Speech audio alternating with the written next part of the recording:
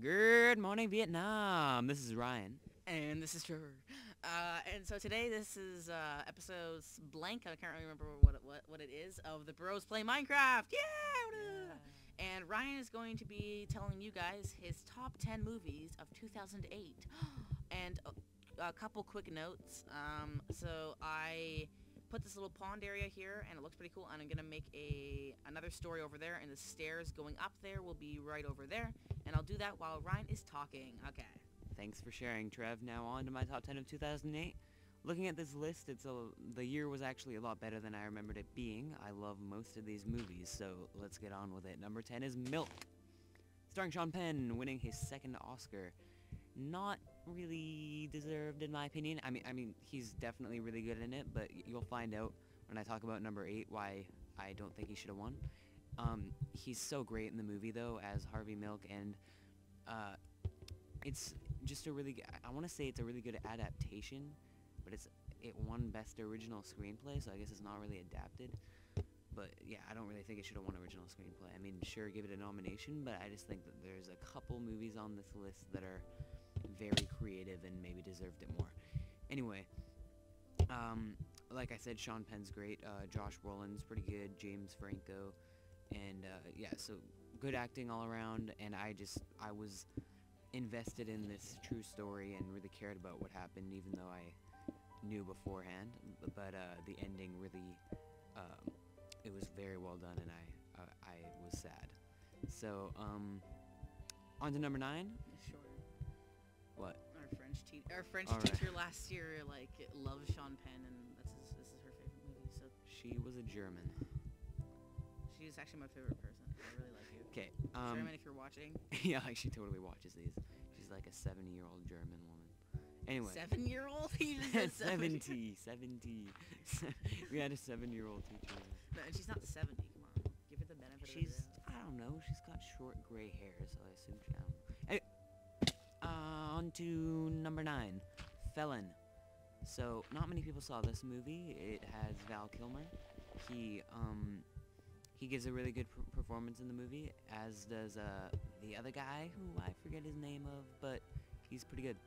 And he's not too well known, I'm not sure. Anyway, it's a prison movie, and it's very realistic and dramatic, and I don't remember that much about it, but I know that I freaking loved the ending. So yeah, check out Felon. Okay, on to number 8. So this is the reason I didn't think Sean Penn should have gotten the Oscar. It is because Mickey Rourke should have for The Wrestler. So, oh my god, I have to stop saying so. I'm retiring so. I'm not gonna say it anymore. So, oh my god. I actually just said in my head, alright, don't say so. Oh gosh, okay. Was that on, like... I promise I was not on purpose. I was just like, okay, I'm not gonna say so. Sorry. I'm gonna move on. So, oh my god. Okay. Oh my god, almost said it. I will not. Mickey Rourke is very good in this movie. He's more than very good, actually. He's legendary. He's bloody legendary. He's actually one of the best performances ever, in my opinion. I loved him so much. It's not actually about a guy that wrestles. It's a guy that used to wrestle, but has a heart disease now, and can't do what he was born to do, and he doesn't really have much else of a life. He's got a daughter that hates him, and a stripper that he befriends, and that's pretty much it, and he's just got a sad life, and it's very devastating. Can I say something? Go for it. Befriends sounds like he's no longer a friend. Like D-Friends sounds like that. No, I know, but befriends, I don't know, it just sounds, I don't know. Thanks for sharing. Now, I keep missing. On to number 7. Clint Eastwood's Gran Torino. Oh yeah, Darren's favorite movie? Or Yeah. Well, Darren hasn't seen any other movies, so understandable. It's a very good movie, though, and Clint Eastwood is great in it. I don't know why this was completely ignored by the Oscars. It actually seems very Oscar-ish to me. Yeah. But anyway, it's about an old guy that doesn't like Chinese people on his lawn. And I thought you were then just gonna stick with Chinese. He doesn't like Chinese people. and then he befriends a Chinese boy that lives next to him. So I guess his neighbor, I could have just said, but You're just about to say beneath him. yeah. He lives in the basement, and he doesn't like him going outside onto the lawn. Okay. There Anyway. you go. That's Gran Torino. So, yeah, their relationship is just very interesting to watch, and there's some very sad things that go on in the movie, and I haven't seen it in a long time. Once again, it's one of those movies I can't say that much about because I kind of forget, but I loved it, and you should see it. Oh. Yeah. For some reason, I recall the editing being really good. Really? Did you see it? Yeah. I don't even remember. It was probably good. I think it flowed really well, so yeah, I guess you could hand that to the editing. Number 6, the Best Picture winner of 2008, Slumdog Millionaire. Danny Boyle, as I've said before, is one of my favorite directors, and he nailed it this time. He deserved the Oscar, I think. Yeah, actually, looking at these movies, I'd say he deserved the Oscar more than any of the others. For director? Yeah, for director. He, and once again, it is... Does he write his stuff? I think he maybe co-writes a couple of them, but not all of them. I'm not sure. He definitely, all of his movies have great editing, like we were talking about, and this one definitely does too. And I think it probably, yeah, I think it deserved the win of the nominees. I thought it was really great. And I was like, I don't know, I just breathed like that. So, what else? Have you seen it? No, I haven't. Okay, well, it's My dad said he really liked it. like his other movies, it's a dark, disturbing movie with a very nice, uplifting ending, and it, just like all of his other movies, is very effective. And it's got also a great soundtrack and acting by the children. They're really great. And so you should see that if you haven't already. Oh, it's about the Indian who wants to be a millionaire, and how a guy is getting through all the questions by remembering moments of his life and being through all the slums of India. So yeah, check it out. Number 5. So is there like flashbacks and stuff the whole time? Yeah, it's the whole movie. Huh. So number 5 is a very underrated dark comedy called Sunshine Cleaning. This is very similar in tone to Little Miss Sunshine, with the same producers and the same name in the title. And Amy Adams and a very great Emily Blunt star as people who clean up dead bodies. And it is a very sad and funny movie about these two sisters going through that and having a tough life, and Emily Blunt especially is just really great in this movie. You haven't seen it, have you? No. I'm gonna go do number 4 now. It is Changeling. Sir, Clint Eastwood. I thought you... What? Huh? I didn't say so. Oh, I said so? Well, I didn't know that I said so. Sorry.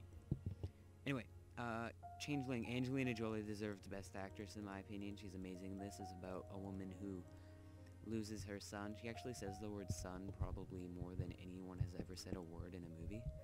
She's like, where's my son? I want my son. My son is gone. Where's my son? Anyway.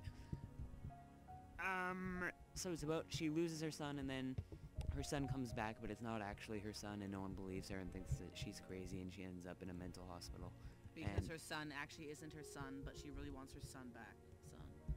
And the sun keeps shining on her face. So yeah, that's a really great movie, and she is so good in it, and it's got very sad and intense moments, and John Malkovich is in it, yay! Alright. And he's in one of the other ones coming up too. Number 3, Two Lovers. This was also an underrated movie, not seen by that many people, starring Joaquin Phoenix and Gwyneth Paltrow. Joaquin Phoenix is so freaking good. Like, just so good.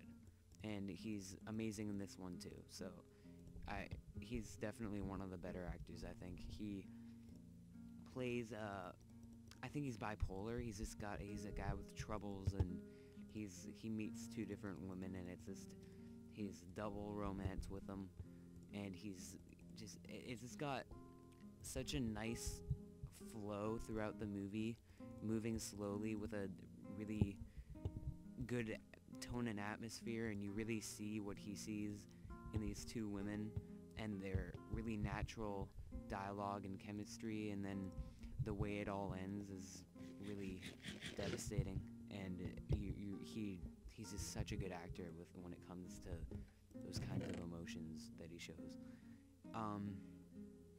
Okay, number 2. This is John Malkovich is also in this movie, and this is one of the most underrated movies, not just of the year, but of all time. Directed by the Coens, it's Burn After Reading. And Nobody's probably ever heard of it. yeah, well, people have seen it. It's just not that loved. I don't know why. Burn After Reading is so freaking awesome. Trevor loves it too, right, Trev? Yeah, I believe I'm gonna go with it's my 7th favorite Of all time. And it's easily the Coens' underrated movie, most underrated movie. It's got George Clooney, who's good, and Tilda Swinton is good, and then John Malkovich and Brad Pitt are freaking awesome. Okay. And you got Frances McDormand, our fave. Okay, sorry, if you guys just saw that when I went to sleep, it showed that I changed my game mode, but the only reason I did that is because it blew up my bed, so I had to fly all the way back over here from spawn, so that's the only reason why. Alrighty. So, Burn After Reading. It's kind of similar to The Big Lebowski in that it's a dark comedy about a bunch of idiots that get into situations that totally could have been avoided. The story really unveils itself as it goes along, but the gist is that all these interconnected characters are after a disc and there's blackmail, and there's a bunch of stuff going on, and there's awesome acting, awesome humor, and just a whole bunch of shocking, unpredictable moments, especially something involving a closet, and you should see it. It's not sexual. No, and Brad Pitt is just so awesome and different in this movie. It is totally the comic relief of the whole thing. And now I'm going to do number 1. Honorable mentions. Honorable mention. I always forget. Okay. Comedies, we got Tropic Thunder, which I was looking forward to for a while, not because of Ben Stiller, but just because I loved Robert Downey Jr., and I loved Jack Black at the time. I don't anymore, but I loved him. Anyway, I was also looking forward to the fact that it was a war movie. I was into war movies, and I was into the fact that it was about the movie business and making a movie and all the fake trailers in the beginning and stuff. And yeah, it made me laugh. Tom Cruise actually was probably the best part of the thing. Anyway, I'm not going to talk about that too much. Also, Role Models was pretty funny. I love Bobby G. Thompson. Oh yeah, that was funny. And okay, Wall-E, Trevor does not like. I think it's overrated too, but I still think it's a good movie. Ooh, I just threw up in my throat a little bit. Also, 7 Pounds, Revolutionary Road, Defiance, Hunger, What Just Happened, and Trans-Siberian. Those are my honorable mentions. Okay, I need to get some more birch wood, and I'll be back in a second. For number 1. Oh my god, you guys, it's time for number 1. Alright, so, number 1. Said it again. Oh! Seriously, kid. You gotta get that out of your head right there, buddy. Alright, I'm gonna work on it. Everybody, I'm sorry. I apologize. What word can you replace so with? Like, actually. There's nothing, like... Just don't say anything. I could just be like, alright, now. Yeah, say alright. Okay. Oh my god, almost said it again. Here we go. I'm just gonna say it. In Bruges. Written and directed by Martin McDonagh, who did 7 Psychopaths, my 4th favorite of 2012, and I talked about this movie. It is in my top 10 of all time. I just love it so much. It's also a dark comedy, and but it's got a lot more overall different genres than these other dark comedies on the list. It's got comedy, drama, romance, thriller, action, crime, everything, and it's all in a small town in Belgium with a couple of Irish guys that pretty much talk the whole movie. Guys, it's all in Bruges. Oh, he's got it. This kid's got it. And, okay, Colin Farrell won Best Actor in a Comedy for this at the Golden Globes, rightfully so. He's so good in this movie. And Brendan Gleeson was also nominated for it. And I think that he should have been nominated for the Oscar too. But Oh, he was so good. yeah, he's a pretty well-known actor by film buffs, but he's not well-known to the majority of film watchers. Anyway, he's really good in this movie. So is Ray Fiennes. He's hilarious, and this movie just makes me feel so many different things, and it makes me laugh, and has such awesome creative dialogue throughout, and such a cool ending that totally comes as a surprise. And there's so many things that I love about this movie, and I can watch it over and over again. It's just got such an awesome blend of different tones. And so what do you think of it, Trevor?